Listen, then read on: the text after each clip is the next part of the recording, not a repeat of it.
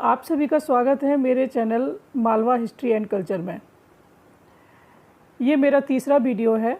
इसके पूर्व में मैं 2 वीडियो मालवा हिस्ट्री के ऊपर बना चुकी हूँ, जिसमें कि पहला वीडियो स्वतंत्र मालवा की स्थापना के पूर्व मालवा की स्थिति क्या थी। सेकंड वीडियो में मैंने स्वतंत्र मालवा के संस्थापक दिलावर खां गौरी के संबंध में कुछ आपको जानकारी दी थी। ये मेरा थर्ड वीडियो है। इसमें हुशंग शाह गौरी के बारे में आपको जानकारी प्राप्त होगी। जैसा कि आपको मालूम है, हुशंग शाह गौरी दिलावर खां गौरी का पुत्र था। दिलावर खां गौरी ने स्वतंत्र मालवा की स्थापना की थी, लेकिन उसने सुल्तान की उपाधि धारण नहीं की थी। उसके पुत्र हुशंग शाह गौरी ने पहली बार सुल्तान की उपाधि धारण की। अतः स्वतंत्र मालवा का प्रथम सुल्तान हुशंग शाह गौरी ही माना जाता है। अगर ऑब्जेक्टिव में ये पूछते हैं तो हुशंग शाह गौरी मालवा का पहला सुल्तान कहलाता है, क्योंकि इसने विधिवत सुल्तान की उपाधि धारण की, अपने नाम का खुतबा पढ़वाया और अपने नाम से सिक्के जारी किए। मुस्लिम रूल्स के हिसाब से ये नियम था कि जो शासक अपने नाम का खुतबा पढ़वाता था, सिक्के जारी करवाता था, वही वास्तविक सुल्तान माना जाता था। इसलिए स्वतंत्र मालवा का प्रथम सुल्तान हुशंग शाह गौरी माना जाता है और दिलावर खां गौरी स्वतंत्र मालवा का संस्थापक माना जाता है। ये आपको विशेष रूप से ध्यान रखना है। तो हम अपना वीडियो स्टार्ट करते हैं आज का। हुशंग शाह गौरी, इनका जो टाइम पीरियड था वो 1407 से लेकर 1435 ईस्वी तक था। दिलावर खां गौरी का ये पुत्र था और इसका जो नाम, जो ओरिजिनल इसका नाम था वो अलप खां था और ये हुशंग शाह के नाम से गद्दी पर बैठा था।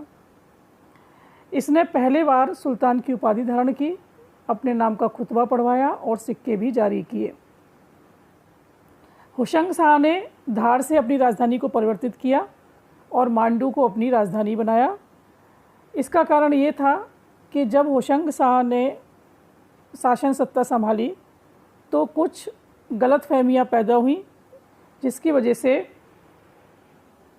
उसने धार से अपनी राजधानी को मांडू में परिवर्तित किया।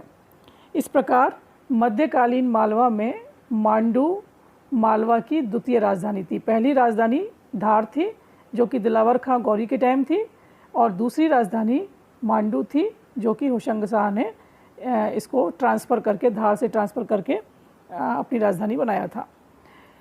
दिलावर खान की मृत्यु के बाद यह बात फैल गई थी कि हुशंग शाह ने अपने पिता को जहर देकर मरवा डाला है। इसलिए गुजरात के सुल्तान मुजफ्फर शाह ने हुशंग शाह को बंदी बना लिया। क्योंकि दिलावर खान गौरी और गुजरात के सुल्तान मुजफ्फर शाह के काफ़ी अच्छे संबंध थे। जैसे कि आपने पिछले वीडियो में देखा था, दिलावर खां गौरी ने अपनी स्थिति को मजबूत करने के लिए गुजरात के सुल्तान के साथ मित्रवत संबंध स्थापित किए थे। अतः जब उसे दिलावर खां गौरी की हत्या की जानकारी प्राप्त हुई तो वो काफ़ी हुशंग शाह से काफ़ी नाराज़ हुआ और उसने हुशंग शाह को बंदी बना लिया। गुजरात के सुल्तान हुशंग शाह को बंदी बनाने के बाद उसने नसीर खान को धार के किले में नियुक्त कर दिया, क्योंकि धार पूर्व में राजधानी थी। किंतु नसीर खां के अनुचित कार्यों के कारण धार में असंतोष फैल गया और इस असंतोष का लाभ उठाकर नसीर खां को धार से बाहर निकाल दिया गया और जो अमीर थे वो मांडू को अपना गढ़ बनाने लगे और इन अमीरों ने हुशंग शाह के चचेरे भाई मूसा खां को अपना सरदार बना लिया। इन परिस्थितियों को देखते हुए मुजफ्फर शाह ने हुशंग शाह को मुक्त करवाया और इन्हीं परिस्थितियों में हुशंग शाह ने गुजरात के सुल्तान से प्रार्थना की कि उसे मालवा लौटा दिया जाए और वो गुजरात के सुल्तान की जो भी मंशा होगी उसको वो पूर्ण करेगा। अतः मुजफ्फर शाह ने हुशंग शाह की सहायता की और उसे समस्त मालवा प्रदान कर दिया। अपने कार्यकाल के प्रारंभिक 10 वर्षों तक वह गुजरात के साथ युद्ध में उलझा रहा और उसने गुजरात के साथ कई युद्ध किए, जिनमें से प्रमुख थे 1410 से 1411 के बीच वह गुजरात के आक्रमण में व्यस्त रहा। दूसरी बार 1413 से 1414 में उसने गुजरात पर आक्रमण किया। तीसरी बार 1418 से 1419 में उसने गुजरात पर आक्रमण किया। चौथा जो आक्रमण था वो 1420 में उसने किया, जो खैरला पर आक्रमण किया और वहाँ के जो राय थे उनको पराजित किया। 1421 में जाजनगर पर आक्रमण किया। 1423 में गागरोन के अचलदास खींची को पराजित किया। 1423 में ग्वालियर पर आक्रमण किया। 1423 में ग्वालियर पर आक्रमण करने के तक होशंग शाह लगातार युद्ध में व्यस्त रहा। 1419 में होशंग शाह ने अपने वजीर मलिक मुगिथ के पुत्र को महमूद खां की उपाधि दी और उसे उसके पिता का सहयोगी बना दिया। आगे चलकर यही महमूद खिलजी के नाम से गद्दी पर बैठा और इसने खिलजी वंश की स्थापना की, जो कि मालवा के खिलजी के नाम से प्रसिद्ध है। यहाँ पर ये ध्यान देने वाली बात है कि दिल्ली सल्तनत पर भी खिलजी का शासन रहा था, लेकिन वो खिलजी अलग थे। जलालुद्दीन खिलजी, अलाउद्दीन खिलजी, ये जो खिलजी थे ये मालवा के खिलजी के नाम से प्रसिद्ध हैं और इनका जो पहला संस्थापक था खिलजी वंश का वो महमूद खिलजी था। दिलावर खां की तरह होशंग शाह ने भी दक्षिण में खान देश के नासिर खान फारूकी के साथ मैत्रीपूर्ण संबंध स्थापित किए तथा होशंग शाह ने भी अपने पिता की तरह हिंदू, मुस्लिम तथा राजपूत के साथ संबंधों में समन्वय नीति का प्रयोग किया। ये इसलिए आवश्यक था क्योंकि स्वतंत्र मालवा की स्थापना नई हुई थी और इस समय इन्हें आर्थिक सहयोग की आवश्यकता थी और मालवा के जो जैन थे, जैनीज़ जिनको हम बोलते हैं जैन थे, वो काफ़ी पैसे वाले थे, जिनको कि हम बैंकर्स के नाम से जाने जाते हैं। तो उन्हें दिलावर खां गौरी और होशंग शाह गौरी को आर्थिक स्थिति मजबूत करनी थी, इसलिए उसने जैनीज़ और राजपूतों को मालवा में स्थापित होने के लिए उनसे प्रार्थना की और उन्हें आश्वासन दिया कि वो मालवा में सुरक्षित रहेंगे। ये समन्वय नीति मालवा के सुल्तानों के लिए बहुत ही उपयोगी साबित हुई और उन्होंने दिल्ली सल्तनत के विपरीत, आप देखेंगे कि मालवा के शासन में हिंदुओं को पर्याप्त स्थान दिया गया। प्रशासनिक जो कार्य थे उनमें जैन का काफ़ी सहयोग लिया गया, जैनियों का काफ़ी सहयोग लिया गया तथा राजपूत, जैसे कि मालूम है युद्ध जाति थी, इसलिए राजपूतों को भी उन्होंने अपने मालवा में आमंत्रित किया। उसके काल में हिंदू पूर्ण रूप से सुरक्षित थे तथा इस समय किसी भी प्रकार के मंदिरों के विनाश या हिंदुओं के धर्म परिवर्तन के कोई भी प्रमाण प्राप्त नहीं होते हैं। ललितपुर अभिलेख 1424 ईस्वी में यह उल्लेख मिलता है कि होशंग शाह के कार्यकाल में जैनियों द्वारा मंदिर निर्माण करवाए गए या मंदिर निर्माण पर किसी भी प्रकार की कोई रोक नहीं थी। उसने राजपूतों को भी मालवा में विशेष रूप से जंगली क्षेत्र में बसने के लिए प्रोत्साहित किया, क्योंकि यह क्षेत्र दक्षिण की ओर एक मजबूत बफर स्टेट था। जैसा कि कहा जाता है कि मालवा को दक्षिण का द्वार कहा जाता है, वो इसीलिए कहा जाता है कि यदि किसी सुल्तान को दक्षिण की ओर बढ़ना था, दक्षिण पर विजय प्राप्त करना थी, तो उसे मालवा पर अधिकार करना आवश्यक था और इसी उद्देश्य को रखते हुए अलाउद्दीन खिलजी ने मालवा पर विजय प्राप्त की थी, पहली बार मालवा पर विजय प्राप्त की थी और इसके बाद वह दक्षिण की ओर आगे बढ़ा था। होशंग शाह का अधिकतम समय अपनी सीमाओं को मजबूत करने में गुजरा, परंतु उसने अपने आंतरिक मामलों पर भी पूरा ध्यान दिया।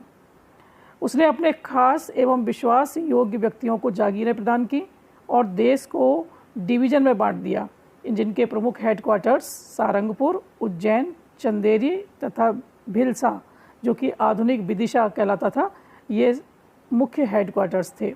उसने नर्मदा नदी के किनारे होशंगाबाद नामक नगर की स्थापना की, जो कि उस समय दक्षिण पूर्व दिशा से निगरानी के लिए एक आउटपोस्ट के रूप में उसका उपयोग किया जाता था। उसने मांडू में मदरसों का निर्माण करवाया, जहां विभिन्न स्थानों से अनेक स्कॉलर आते थे। होशंग शाह के समय अनेक सूफी संत मालवा आए और इन सूफी संतों का प्रशासनिक कार्यों में बहुत महत्वपूर्ण योगदान रहा। होशंग शाह के शासनकाल में इन्होंने होशंग शाह को काफ़ी प्रशासनिक व्यवस्थाओं के लिए काफ़ी अच्छी जानकारी दी और साथ ही साथ उन्हें समन्वय नीति का प्रयोग करने के लिए प्रेरित किया।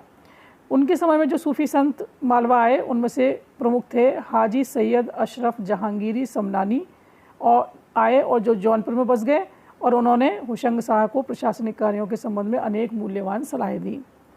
दूसरे संत थे खाकी मखदूम काजी बुरहाउद्दीन।